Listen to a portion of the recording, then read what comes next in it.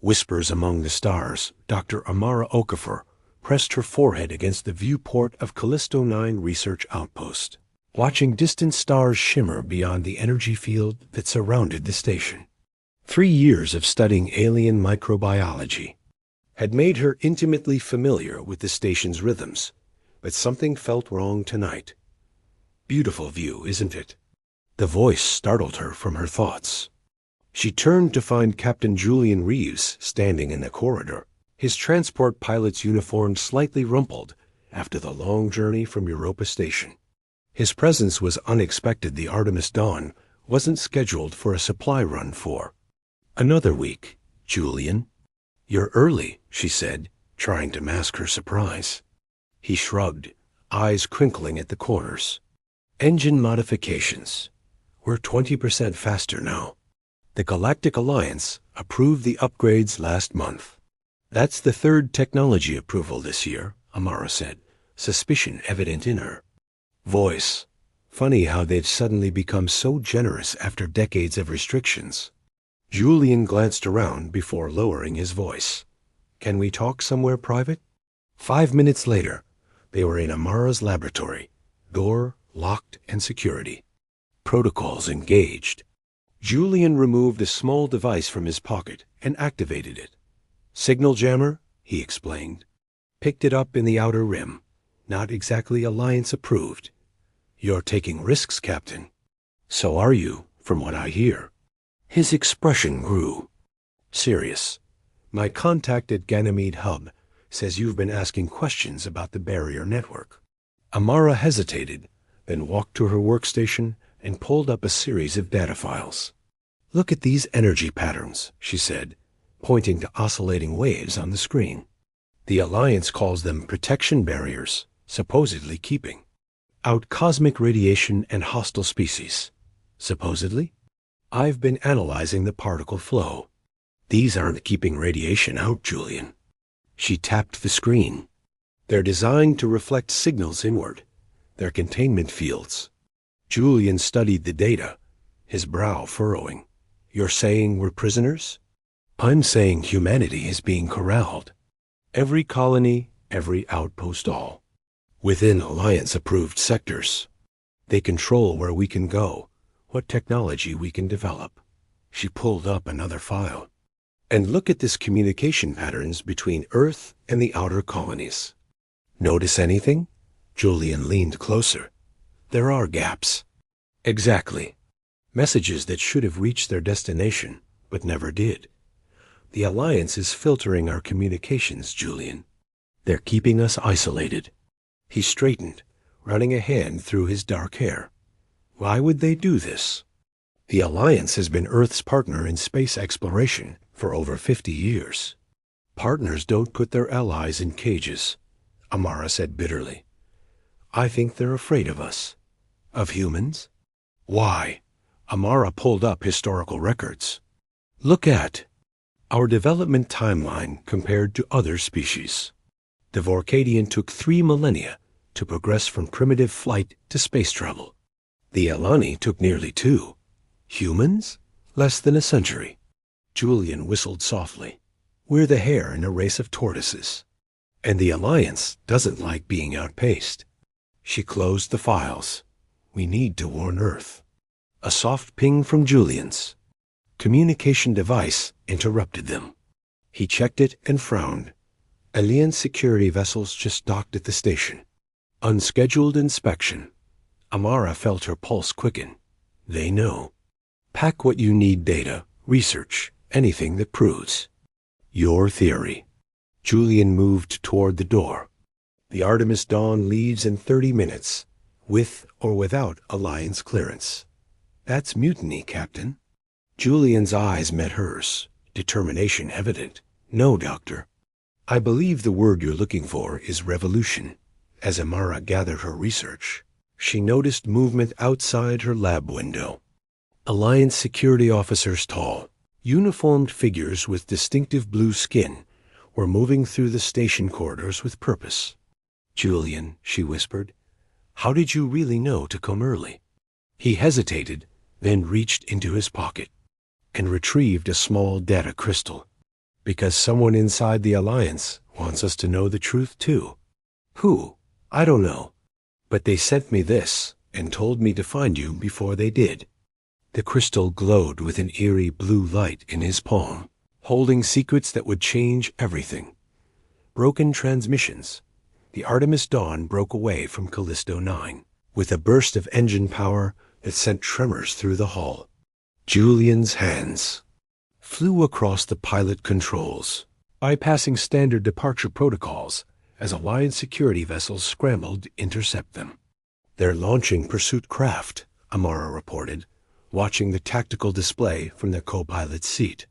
Her research data was secured in the ship's protected memory core, along with the mysterious crystal Julian had received. Let them try to catch us, Julian said with grim confidence. The Dawn has a few surprises they don't know about. As if responding to his words, the ship's engines surged, and they accelerated toward the barrier that enclosed the Callisto system. The Alliance vessels fell behind, but warnings flashed across the console. Julian, the barrier, we can't pass through it. Watch me, he said, activating a secondary system. The ship shuddered as a strange field enveloped the hull, its energy signature rippling with unfamiliar patterns. What is that? Amara asked, mesmerized by the display. Barrier harmonizer. Experimental tech from my contact. Julian adjusted their trajectory. It should create a temporary passage. The barrier loomed ahead, a shimmering wall of energy. As they approached, it seemed to resist, then suddenly part like water, giving way to a stone, allowing them to slip through before sealing behind them. We're through, Amara exclaimed, but her celebration was cut short when the ship's communications array sparked and went dark. Damn it, Julian muttered. The harmonizer fried our long-range comms. Can we still reach Earth? Not from here. We need a relay station. He plotted a new course. There's a trading post at Helios Drift. We can repair there, and a proximity alarm cut him off. A small vessel had appeared alongside them, matching their velocity perfectly. It was unlike any Alliance craft Amara had ever seen organic in design, with flowing lines and bioluminescent markings. They're hailing us, Julian said, sounding as surprised as she felt. The view screen activated, revealing a figure with delicate features, iridescent skin, and large, expressive eyes. Not human, but not one of the Alliance species either. I am Nix Vela, the being said in accented English. You must follow me. Alliance patrol craft have been alerted to your barrier breach. Why should we trust you? Amara demanded. Nix Vela's expression softened. Because I sent the crystal to Captain Reeves. Hours later, they docked at a hidden station camouflaged within an asteroid field. Nix Vela led them through narrow corridors to a chamber filled with communication equipment, far more advanced than anything Amara had seen before. I am a Solari. Technician, Nix Vela explained. My people were among the founding members of the Galactic Alliance, but we withdrew when the Council enacted the Containment Protocol. Containment Protocol? Julian asked. The official policy regarding emerging species deemed to have accelerated development patterns. Nix Vela activated a holographic display, showing dozens of worlds surrounded by barriers similar to those around human colonies. Humanity is not the first to be contained, merely the most recent. Amara studied the display. They're afraid of us. They fear what they cannot control, Nix Vela corrected. Your species adapts too quickly, innovates too readily. The Council believes unregulated human expansion would destabilize the galactic order they've maintained for millennia. So they keep us in a cage, Julian said bitterly. While extracting your innovations, Nix Vela added, the technology approved for your use? Mere fragments of what they've taken from human researchers and reverse-engineered for their own benefit. Amara felt sick. We need to warn Earth. All official channels are monitored, Nix Vela said. But there is another way. The Solari. indicated a massive communication array visible through a viewport. This is a quantum entanglement transmitter. It can send a message instantaneously, undetectable by the Alliance. Why help us? Julian asked, suspicion evident in his voice. Nix Vela's large eyes reflected the starlight. Because my people remember freedom. And because what the Alliance does to one species today, they may do to all tomorrow. As they prepared the message, proximity alarms blared throughout the station. On the monitors, Alliance warships appeared, weapons charging. They've found. U.S., Nix Vela said, fingers flying across the control panel. We must hurry.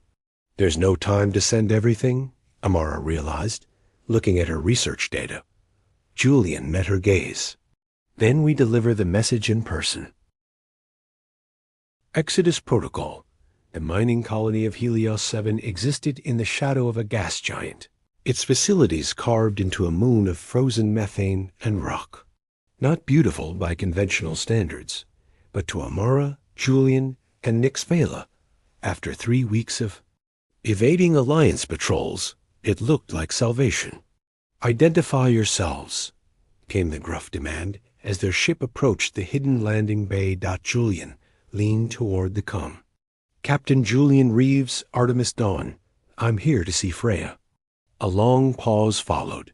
Proceed to docking bay 6. Any hostile action will result in immediate destruction. Nix Vela gave Julian a questioning look.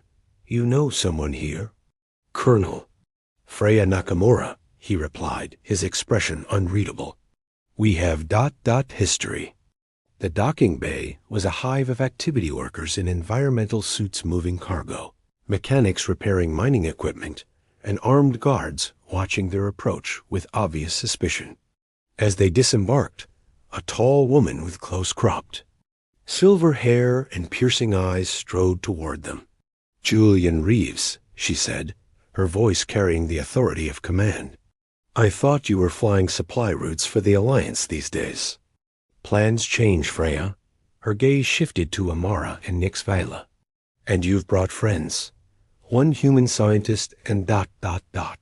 She studied the Solari, a representative of a species I thought had abandoned this sector centuries ago. We need your help. Julian said simply. Freya's expression hardened. Last time you said that, I lost half my squadron. And I lost my brother, he replied quietly. I haven't forgotten. Something passed between them, old pain, shared grief, perhaps more. Finally, Freya nodded. Follow me. But your alien friend stays under guard. Nix Vela has risked everything to help us, Amara protested. And I've risked everything building this operation, Freya countered. Trust is earned here. She led them through rough-hewn tunnels to a command center bustling with activity. Tactical displays showed Alliance patrol patterns, supply routes, and what appeared to be a network of resistance outposts. You've been busy, Julian remarked. While you were flying cargo, some of us were preparing for war. Freya activated a secure terminal. What do you have that's worth the risk of bringing you here? Amara stepped forward, uploading her research data. The displays filled with evidence of the Alliance's containment strategy energy patterns, communication gaps, technology restrictions. We knew they were controlling us, Freya said, studying the data. But this confirms the scale of their operation. There's more, Amara said. The barriers aren't just keeping us in. They're designed to be tightened. Meaning? Meaning they can contract the perimeter, forcing human colonies into an even smaller space, or eliminate us entirely if they choose. A heavy silence fell over the room. Freya's tactical officer, a man with burn scars covering half his face, spoke first. We've detected increased Alliance activity in 3 sectors. They're mobilizing. They know what you've discovered, Freya said to Amara, and they're accelerating. Their timetable. Later that night, as Amara reviewed defensive strategies with the Resistance's technical team, she found Julian alone on an observation platform, staring at the gas giant that dominated the view. "You and Freya," Amara said, joining him. "It's complicated?" Julian's laugh held little humor. We were engaged. Then the Ganymede incident happened. Her squadron was ambushed during what should have been a routine patrol. The Alliance claimed it was pirate activity, but double quotes, but you suspected otherwise. My brother was her second in command. He discovered evidence that the Alliance had set them up a test of human military response. When he tried to report it, his ship exploded. Mechanical failure, they said. Julian's hands gripped the railing. Freya wanted to fight then. I wanted proof first. "And now you have it," Amara said softly. Their eyes met, and something shifted. Between them, a connection forged through shared danger and purpose. Julian moved closer, his hand finding hers. "When this began, I was just a pilot trying to do the right thing," he said. "Now I'm a fugitive standing at the edge of a war." "We all are," Amara replied, "but at least we're standing together." The moment was interrupted by alarms. Freya's voice came over the comms. "All personnel, battle stations. Alliance warships have entered the system. The hidden fleet, the emergency bunker, beneath Helios 7's main mining complex, buzzed with urgent activity. As holographic displays tracked the approaching Alliance vessels. 3 cruisers, 24 fighters, reported Freya's tactical officer. Standard containment formation. Freya turned to Julian and Amara. "They're here for you too." "Then we should leave," Julian said. "Draw them away from your operation." 2. Late for that. Freya activated a secure channel. "Commander Takada, initiate Exodus Protocol. Authorization, Nakamura 7 Delta." The massive view screen showed a section of the moon's surface beginning to shift. What had appeared to be a mining crater split along hidden seams, revealing a cavernous hangar beneath. Inside, illuminated by emergency lighting, sat a fleet of ships, retrofitted mining vessels, modified transport craft, and what looked surprisingly like military-grade corvettes. "You've been building a navy," Amara whispered in awe. "For 8 years," Freya confirmed. "Every colony that discovered. The truth sent people, resources, ships. We've been preparing while the Alliance thought we were just digging rocks."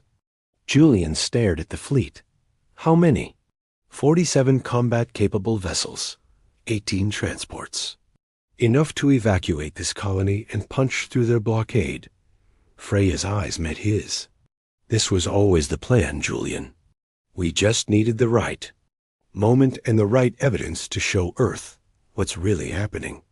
Nix Vila, who had been permitted to join them under guard, studied the tactical display with professional interest. "Your ships are impressive, but the Alliance vessels outgun you by a significant margin. Which is why we won't be fighting fair," Freya replied with a grim smile. She turned to Amara. "Doctor, your research showed the barriers can be manipulated with the right frequency." "Theoretically, yes. The harmonic resonance pattern. We've been developing disruptor technology based on similar principles." Freya interrupted, leading them to a laboratory where technicians worked on devices that pulsed with energy. "These can create temporary gaps, but we need your data to refine them." Amara hesitated only briefly before diving into work with the resistance scientists. Hours passed in a blur of calculations and tests while the colony prepared for evacuation. Meanwhile, Julian found himself in Freya's private quarters, looking at tactical maps and old photographs, memories of a life interrupted by betrayal. "Why? Didn't you tell me what you were building here?" he asked quietly. Freya's hand brushed his as she reached for a tactical pad. "Would you have joined us then, without proof?" "You always needed certainty, Julian. I needed action. And now?" "Now, we need each other." Her voice softened. "The Alliance is broadcasting demands for your surrender. They're claiming you stole classified technology and endangered the safety of human colonies." "Of course they are. Julian ... She stepped closer. If we do this, if we break away, there's no going back. It's not just escape, it's rebellion. There. Eyes met, years of unspoken feelings hanging between them. But before Julian could respond, Amara burst into the room, her expression triumphant. "I've got it," she exclaimed. "The barrier control system has a central node at Proxima Station. If we can upload this disruptor sequence there, we could bring down the entire network. That would free every human colony simultaneously," Freya said, immediately grasping the implications. "But Proxima Station is the most heavily guarded Alliance facility in human space," Julian pointed out. "Which is why we'll need a diversion," Freya replied. She pulled up a new tactical display. "We've identified a weakness in their patrol pattern. Here, at the edge of the Tau Ceti system. If we draw their main force there, a small team could reach Proxima." Amara finished ... as evacuation alarms sounded throughout the colony. Julian found Amara preparing the disruptor codes. "You should know," he said quietly. "This mission to PROXIMA ...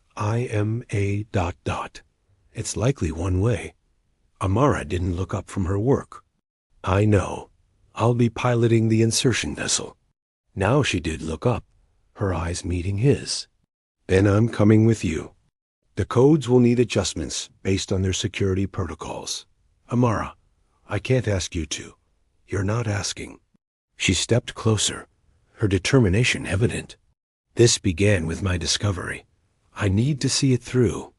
Around them, the colony was in motion, families gathering belongings, resistance fighters preparing weapons, technicians loading critical equipment onto the fleet. The future of humanity was balancing on a knife's edge, and they were the ones about to tip it. Breaking the barrier, the resistance fleet emerged from Helios 7 like a swarm of metallic insects, breaking formation immediately to confuse Alliance targeting systems. Leading the charge was the Defiance, Freya's command ship, retrofitted with the most powerful engines and weapons the Resistance could salvage. "All ships, execute jump sequence on my mark," Freya ordered from the bridge. "Remember your assignments. Transport vessels, stay in the defensive envelope." Across the fleet, engines flared as ships prepared for the coordinated jump to Tau Ceti. Meanwhile, aboard the Artemis Dawn, Julian and Amara made final preparations for their mission to Proxima Station. "The fleet will draw away most of their forces," Julian explained, reviewing the infiltration route. "We'll have approximately 20 minutes to reach the control center, upload the disruptor codes, and extract." "And if we can't extract?" Amara asked, voicing the question they'd both avoided. Julian's eyes met hers. "Then we make sure the codes are uploaded anyway." Nix Vila, who had insisted on joining their mission, adjusted the settings on a device strapped to her wrist. "This Solari cloak and field will mask our approach, but its effectiveness decreases with proximity to Alliance sensors." The comm system crackled with Freya's voice. "Dawn team, we're ready. Jump sequence initiates in 3 minutes." Julian took Amara's hand. Last chance to back out. She interlaced her fingers with his. "Not a chance, Captain." The Resistance fleet vanished into jump space, emerging at the edge of Tau Ceti in perfect attack formation. Alliance response was immediate. Patrol vessels moved to intercept, and alerts blared across communication channels.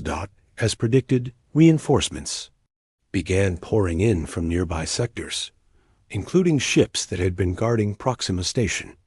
The moment their sensors registered the departing Alliance vessels, the Artemis Dawn detached from the mining asteroid where it had been hiding and accelerated toward Proxima. "Cloaking field active," Nix Vela reported. "Approach vector clear." Proxima Station hung in space like a massive crystalline snowflake, its central hub surrounded by radiating arms that controlled the barrier network. They docked at a maintenance port, bypassing the main security checkpoints. 30 minutes until the fleet must retreat," Julian reminded them, as they moved through service corridors. With or without us, they encountered minimal resistance. Most security forces had been diverted to the Tau Ceti conflict until they reached the central control chamber. There, 4 Alliance guards protected the main console. "I need a diversion," Amara whispered. Julian nodded to Nix Vila, who activated her wrist device. Suddenly, alarms blared from a distant section of the station. 3 guards rushed to investigate. Leaving only one at the console, Julian moved with silent efficiency, incapacitating the guard before he could signal for help.